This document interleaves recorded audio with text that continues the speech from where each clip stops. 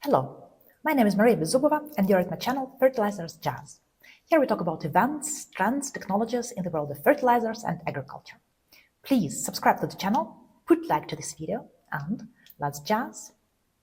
With today's video, we start a regular mini-series of quarterly market reviews and forecasts from prominent market analysts. And today we will discuss phosphates market. In order to do that, I invited again a super cool guest, Chris Vlachopulos, markets editor for phosphates at ICIS. I'm happy to welcome you, Chris, and thank you very much for joining me today. Maria, it's always a pleasure. Thank you so much for having me, and I'm really looking forward to this discussion. Thank you. Chris, let's start with looking back at Q1 that just ended. What do you think? Which key events happened during these 3 months? Obviously, very eventful months in general for the world, I would say, but specifically for phosphates. Which events do you think will be influencing the Q2 and which were important for the market? Absolutely. I think for phosphates, the most important events were the ones that didn't happen. So we were waiting for a very long time the outcome of the discussions with for North African tons in India. We were waiting for a very long time updates on the subsidies. And it turns out that so we were just discussing, you and I, how lucky we are that we're having this conversation today, because it just seems like the inaction of Q1 was kind of remedied a little bit over just the last few days. So I'm really excited to be speaking with you today for our listeners to be updating on essentially the relative inaction that happened in Q1, and particularly the outcome for that was the lack of product that was brought into India, particularly for DAP.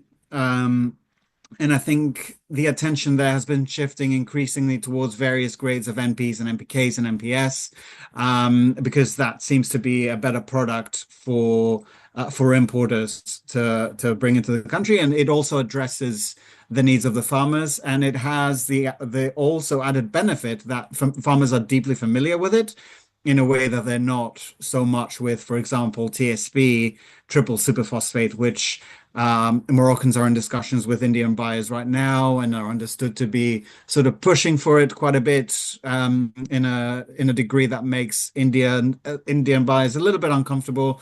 I understand that last time a large deal was concluded for significant quantities, a lot of that product was left unused, owing in large part to farmers being a bit unfamiliar with it. So yeah, really happy to talk about. I mean, the prices remained firm. There wasn't any change there for Q1, and we're entering Q2 with prices firming even more in many regions, including Brazil, for example, India, and parts of Europe as well. And there's always the uncertainty of tariffs, which is causing all markets to be quite uncertain, and that is not conducive to business at all. So Yes. yeah, looking forward to unpacking those a little bit in more detail. But we're very fortunate to be having this discussion today, where it seems like some of it was addressed, and we can start talking about Q2 if you like. Oh, yes, yes. Exactly. As you mentioned, at the beginning of 25, we discussed that the whole year, perhaps in phosphates, will continue on the bullish sentiment, let's say. And it was already confirmed by the reality of Q1. So what are these key factors that you see for the Q2 for the market to stay bullish? Will it at all? How do you see the price developing?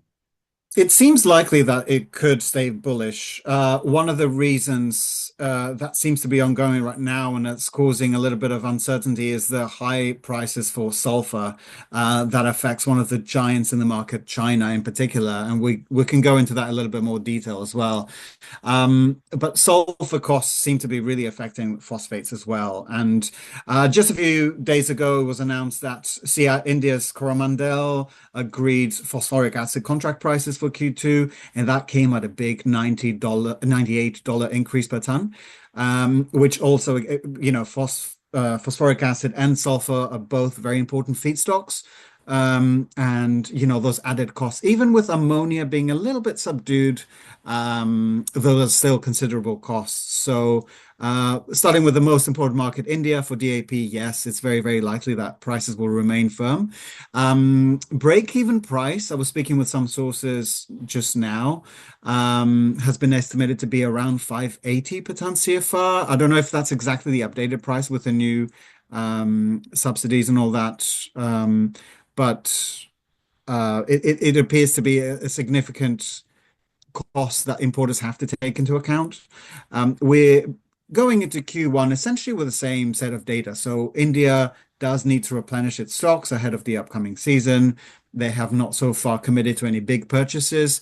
They turn to reliable partners like Saudi Arabia, who I am told are very, very reliable in delivering products. There have been discussions with some Russian producers, which have been unfruitful so far. With all this in mind, it seems that India, for example, has to really rely on its traditional producers, but the cost of production being high, some uncertainty geopolitically with the tariffs, all those factors really contribute to a very bullish picture as far as I can see. And I don't see anything to really fundamentally change that for the foreseeable future. And it's very interesting because we have seen so far India enter rather Q2 with quite lower than traditionally lower stocks than they would have traditionally had. And with the cost of production, phosphoric acid and sulfur in particular, it's tough to see it changing at all. And it would seem that the Indian government, Indian importers would have to make some tough choices in the weeks and months ahead. And again, I was speaking to some sources who were saying, even if they do commit to a large purchase from Morocco right now, to be able to circumnavigate the Cape of Good Hope or to even bring product into India might not make it in time for the new season to India. So that's causing a little bit of concern. And I'm getting a sense that people are waiting for, even though government did take action with the subsidies and extending the DAP special package, it seems people are still waiting for some guidance and some action to really move forward to take them out of this difficult bit where they're just seeking product and it doesn't seem to be much on hand right now. That covers India. We can talk about other markets if you like, but it depends on what our listeners would be interested in. Yeah, thank you very much. Of course, the India is the most important, the largest, the most important market. But I also wanted to touch a bit about the other market that we discussed also at the beginning of 25, and it is Ethiopia. Actually, what we saw, what we fixed together with you is that it is something that is changing in the market because Ethiopia was entering to the market as a large organized buyer. However, something happened during this quarter. There was a tender, it was scrapped, as far as I understand, correct me if I'm wrong. Ethiopian buyer was not ready to the level of prices that they received. And because of that, they re-tendered, and it was just a recent result. We haven't seen the full result yet, but the tender was closed. However, as far as I see, the prices will be even higher during this retender. So what do you think? How this Ethiopian effort will be finalized? Yeah, that's you. I couldn't have said it better myself. It's exactly like you said. So they received the offers, and even though last time they scrapped because they were seeking lower prices, it seems like the offers that came back were even higher, which is a difficult position to be in. The product was offered of Saudi Arabian origin, Chinese origin, I believe. And that seems to also upset the balance, the flow of product in the market as well. We saw, I believe, some product of Kazakh origin offered as well. And yeah, it's really tough to see how, if the market is not really responding, and in fact firming, I think that really reflects fundamental truths, such as, for example, things we've touched on: cost of production, tight availability, geopolitical uncertainty with the shipping concerns and timelines, and how quickly product can come available. And yeah, it causes some concern about Ethiopia's own needs as well, and as well as the availability of product for the wider market. And if the market hasn't responded, it's really tough to see how, retendering and scrapping again could solve that, really. Particularly because, as we've seen just in the last few days, concerns about availability out of China, out of going into India, have not been addressed at all. In fact, they've seemed to have become a little bit worse. So maybe Ethiopia's EABC might have to just accept that prices are really in a fundamentally different landscape right now. And if they want to secure product with all these lots, they would just have to perhaps accept those higher prices. Yeah, that's an interesting one. So let's see how it will develop. I think we will see the results of the tender maybe this week, right? Hopefully soon. Yeah, yeah. So we had those updated offers, I believe, last week, and perhaps some discussions could be taking place. And really, I mean, there's been a lot to digest this week because we have not mentioned for our listeners that there has been the extension of the DAP special package in India, the new government subsidies. So, and the dynamics of the situation out of China are always subject to change. We're expecting them to resume customs inspections soon, but with the sulfur prices being as they are, that could change. So a lot is happening, really, and yeah, it would be interesting to see how that data is being filtered through Ethiopia to help them decide on a course of action. But none of it is really encouraging for lower prices, I have to say. Indeed, indeed. And coming back to the demand question, so which other markets do you think will be important in terms of demand in Q2, apart from what we already discussed, and how that will influence the whole global balance of supply and demand? So in Europe so far, we haven't seen much demand. So we're not really expecting it anymore. It seems like farmers are heading out to the fields and just really committing to what they have already bought. In the UK, we're seeing a lot of logistical challenges in terms of delivering product to farmers. That seems to have somewhat dampened demand. Of course, the other big news that you and I touched on briefly was in our conversation before was the urea aspect of it. We seem to be waiting forever for updates on that, and that seems to, phosphates kind of like respond to that a little bit in interesting ways.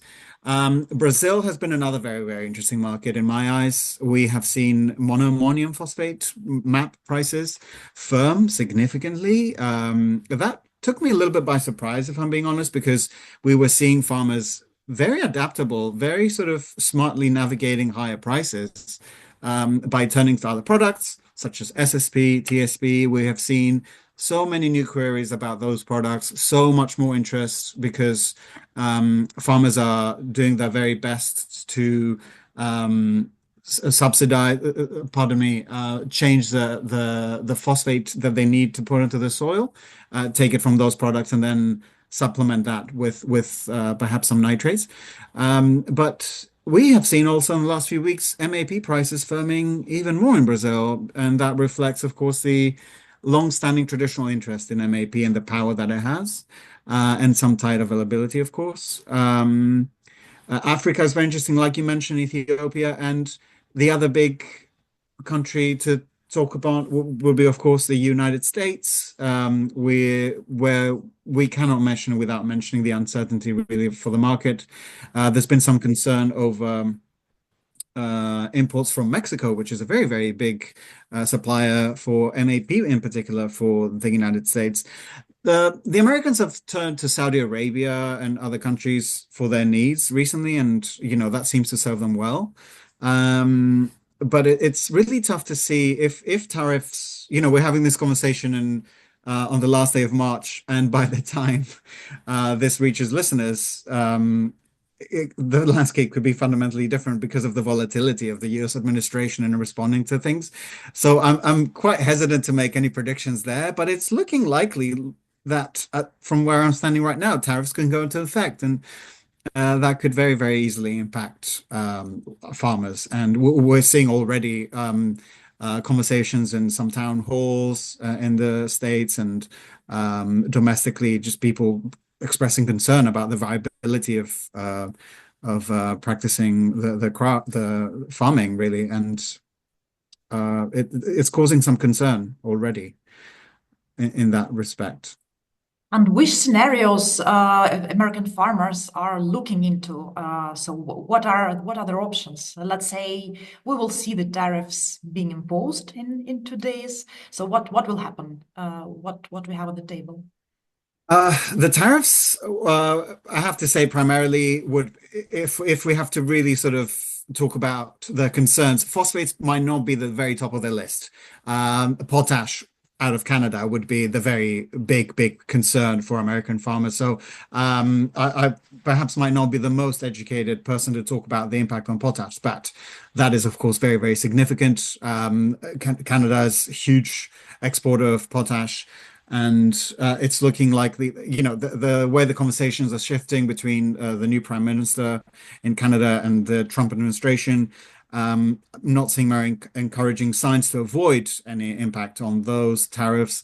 I would be concerned about the viability of purchasing product already, considering last time the administration tried to implement a significant tariffs, they've had to go in and rescue the farmers and inject a significant amount of money into that. So I'm not foreseeing a very different outcome here, if I'm being honest. I'm very concerned about the fact that these tariffs seem to not be so much a product of the free market, or they just seem to be more ideological in nature and not really conducive to market dynamics. So anything that is coming in the way of that could be an obstacle for farmers.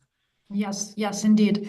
Let's see how it develops. It's not that long to wait if it finally comes in place or not. Moving to the supply side, you already touched the most important, the largest question mark here, which is China, of course. So what are the rumors? Because with China coming back or not coming back, it's always about more the rumors rather than the actual facts. So what are the rumors today? How soon is China expected back to the export market, let's say full stream? Yeah, what a great question. So China again dictates the availability of product out of China is such a big boost for countries like India, for Latin America, Southeast Asia, of course. As things stand, yeah, we do have to preface this by saying how opaque and difficult it is to get any clear communication out of China. So far, indications point to the fact that CIQ, or customs and clearance inspections, could resume a little bit later than expected. So we had been expecting March or April to be the month out of which Chinese product could be seen trickling through the market slowly.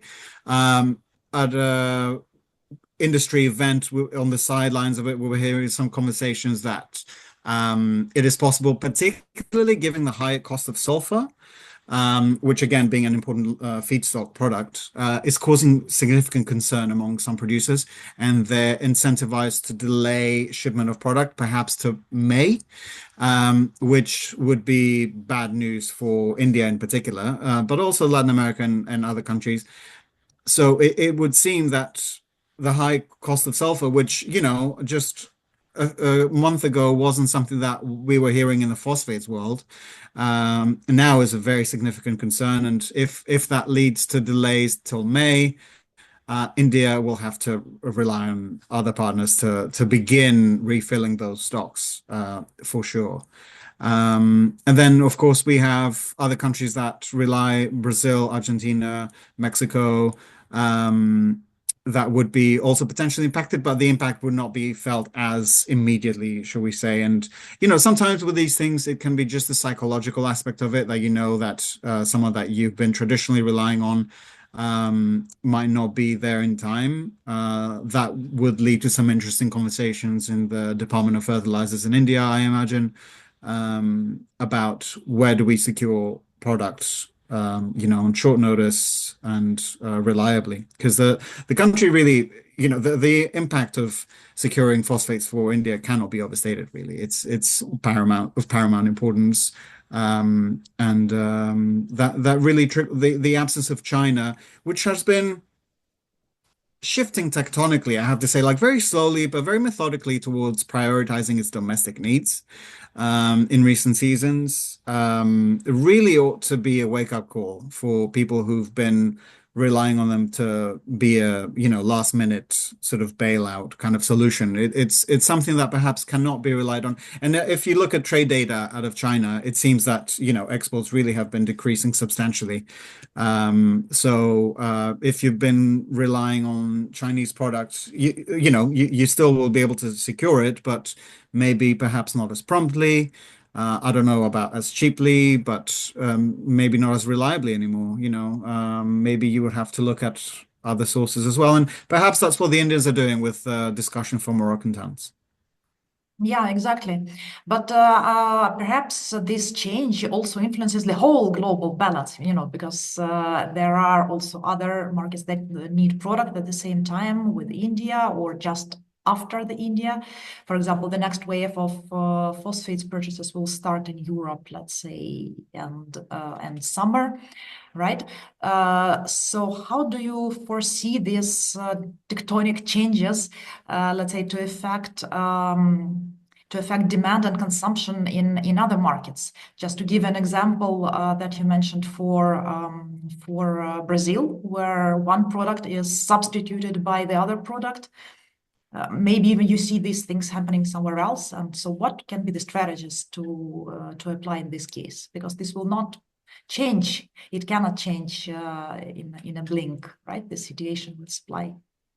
Yeah, absolutely. You're completely right. And that's such an interesting question. And I'm, in a way, glad I'm not the guy to, have to really take all this information in and, make a policy decision. But for me, something that can be the distinguishing uh, feature here would be so countries like Brazil, for example, they're much more in a free market sense. The market dictates which product goes and which product comes and all that stuff. But for a country like India, for example, government policy dictates really a lot of the availability and how what people have to use.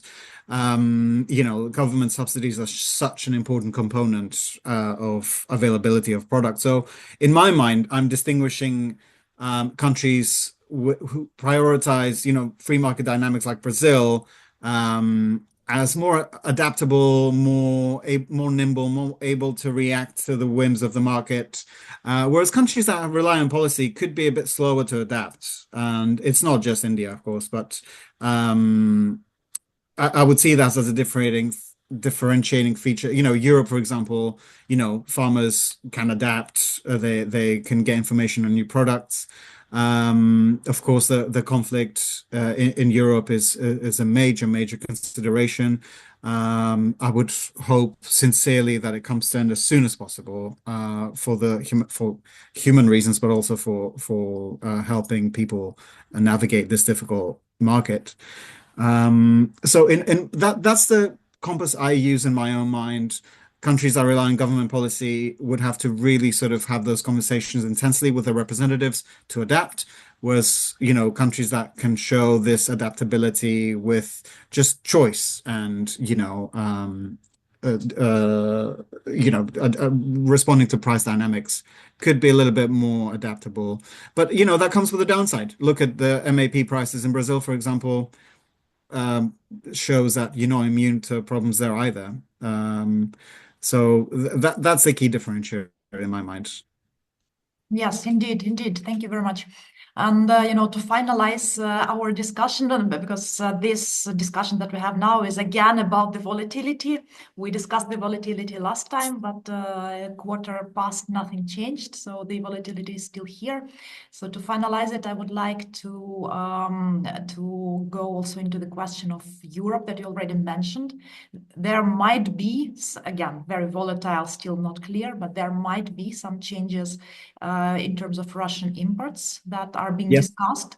It's not the fact yet. We don't know if it happens in Q2 or not, but if it does, then the effect perhaps will be immense. So what Yeah. do you think will be the effect of that in case it is really imposed for the phosphates? For phosphates Yeah. and NPK. So this is the two most impacted part of the market, I think. Yeah, I think it's very difficult to really make any sort of prediction, but especially with something as big as this. Something that has been really interesting to me has been since the announcement of, you know, the consideration in Europe to impose extra levies on Russian product. We have seen this concern trickle through the market in various ways, and in particular, how the proposed CBAM regulation. So, Europe is willing to show some flexibility with that, just to accommodate the extra costs that would come from the tariffs on Russian products. So that in itself is kind of like Europe showing its hand in a way, because you know it shows you how deeply they rely on those products from Russia and how concerned they are and how much they're willing to really accommodate those concerns from the part of the farmers, and you know not willing to add that extra cost for you know the carbon as well as the Russian product. So whatever ends up happening really, and how quickly that regulation ends up passing through, and if it's watered down in any way, we can't really tell. But the fact that they're already showing that little adjustment with the environmental concerns shows you how big the reliance is, and that either way it would not be an easy step to take in any direction. I would expect farmers to be very concerned about affordability with this in mind. Having said that, you know, could Europe show some flexibility as well and try to secure tons from elsewhere? Could there be a gap there in the market for other producers to take advantage of that? Absolutely. And the big advantage that Europe has as a bloc is that it can really sort of enter negotiations as a stronger unit and try to secure product from elsewhere. I haven't so far seen that, but that could be something that is an option on the table. But there's no denying the impact of, the importance of Russian products so far in helping farmers secure product affordably. And anything that seeks to disrupt that on the eyes of the farmers could be a significant concern. So that would be something that European lawmakers have to really look at with a lot of consideration, which I'm sure they're doing already. But yeah, it's a significant concern. Indeed, indeed. Interesting time and interesting time ahead, I'm sure. So Q2 will Absolutely. definitely be an eventful time. So thank you very much, Chris, for this insightful, as always, insightful discussion. And I will be very glad to meet here again in a quarter to see what happened, how close we were in our discussion to what actually happened. And I wish you and ICIS all the best during these 3 months. Thank you, Maria. Thank you. The market is very volatile and things can change, but one thing that does not change is how grateful I am to be part of these conversations and for you to have us on. And it's just something that we're so appreciative. And the human face that you bring to the industry is just something that we all so deeply appreciate. So thank you very much. And let's see where we stand, you know, in a little while. And if we look back on some of these predictions and a new unforeseen variable has come into play to alleviate some of the concerns, let's see where we stand. But thank you so much. It's been such a joy. Thank you. Thank you for watching. As usually, I will leave all credentials of Chris and ICIS in the comments. Please let me know in the comments which other questions related to phosphates market you would like me to uncover, and I will be glad to do so with Chris next time. Please subscribe to the channel, put like to this video, and see you soon.